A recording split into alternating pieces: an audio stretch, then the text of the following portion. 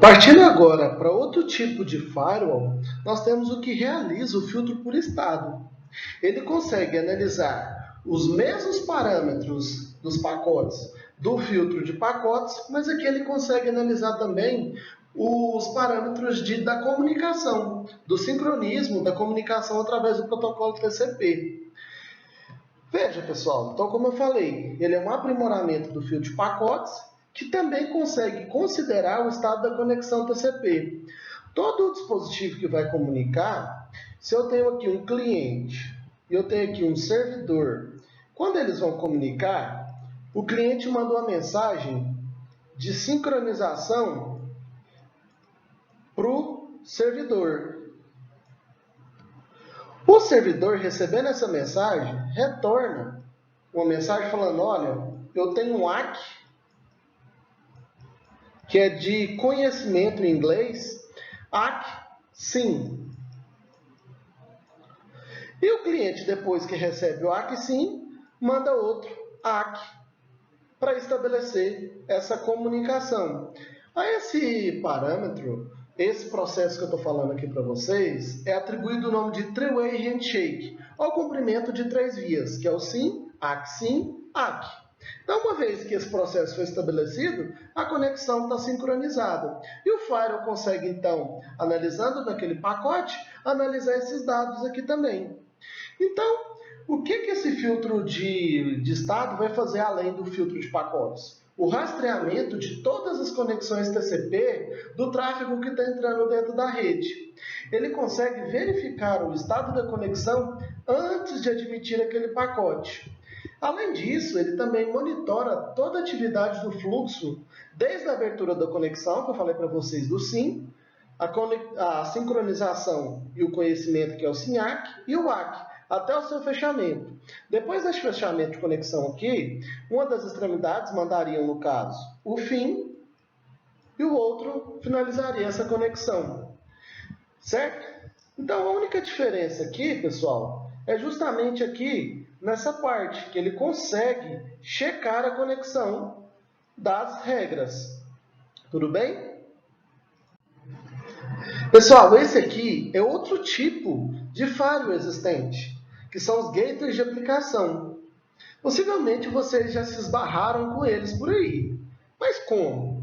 Quem aqui já tentou acessar, por exemplo, Facebook na empresa e é proibido, ou tentou acessar uma página de game lá na faculdade e também é proibido? Então, quem fez isso? Esse tipo de firewall a gente conhece como proxy. Então, pessoal, o proxy ele consegue, além de analisar os pacotes unitariamente, ele consegue também analisar o estado, mas ele também analisa os dados da aplicação. O tipo anterior não consegue analisar lá no payload do pacote, ou seja, onde os dados estão, para saber qual que é o conteúdo daquele pacote. Então, esse tipo de aplicação é bastante difundido e tem o proxy normal e o proxy transparente. Tudo isso aqui a gente pode configurar, certo? Eu não vou me ater nesses outros detalhes aqui, mas só para vocês saberem que ele é um elemento também intermediário, pelos quais os dispositivos precisam estar logados, ou seja, eu preciso colocar na minha máquina qual é o endereço do proxy para eu conseguir ter aquele acesso, porque ele vai analisar todos aqueles dados dos meus pacotes para saber se aquele tráfego é autorizado ou não.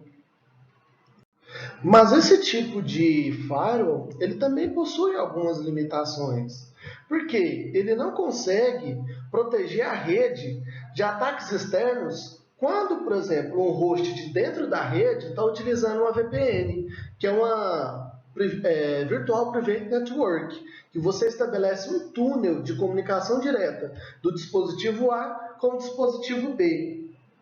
Ele também não consegue proteger as máquinas contra infecção de vírus e outros tipos de malwares, principalmente entre as máquinas da rede interna. Esse papel, a responsabilidade dele vai ser do antivírus, certo? Ele também é vulnerável contra ameaças internas. Naquela parte que eu falei de segurança física, eu falei sobre isso, porque os funcionários podem sabotar ele. Nesse ponto, pessoal, eles também precisam de um gateway próprio, se múltiplas aplicações precisam de tratamento especial. Por exemplo, dependendo da demanda e o volume da rede, eu preciso de ter essa configuração, um gateway dedicado para essa função. Além disso, todos os dispositivos clientes ou software cliente devem saber como contactar o gateway. Então, ele precisa, quando a gente vai configurar um proxy numa máquina local, a gente precisa falar qual é o endereço do proxy do servidor web, certo? E muitos sites altamente protegidos ainda assim sofrem ataques. Aquilo que eu falei, não existe nada 100% seguro. Agora a gente vai conhecer na prática o que existe de fato de tecnologias de firewalls. Então nós temos aqueles que são dedicados a serviços, a gente está falando em termos de software, quando eu estou rodando dentro de um serviço, dentro do meu servidor. Eu estou falando então do software, não estou falando do hardware em si. Nós temos, por exemplo, o pfSense, o iptables, o Komodo Firewall. Dentro do nosso Windows, nós temos também o Firewall do Windows com segurança avançada, temos também Norton Internet Security, entre diversos outros. Gente, tem uma infinidade de softwares de firewall que vai realizar os filtros que eu falei para vocês. Quando a gente já vai para a parte de hardware dedicado, a gente chama os firewalls de appliances. Então a gente tem os principais fabricantes aí, que é a Sophos, SonicWall, Netgear, Juniper, WatchGuard, entre diversos outros. Os benefícios dos hardwares dedicados é justamente a questão da performance, porque eles são mais rápidos, eles têm mais capacidade de processamento, porque eles são dedicados para aquela função, e mais confiabilidade. Aqui nós temos, então, um exemplo de como seria um appliance de um firewall, certo?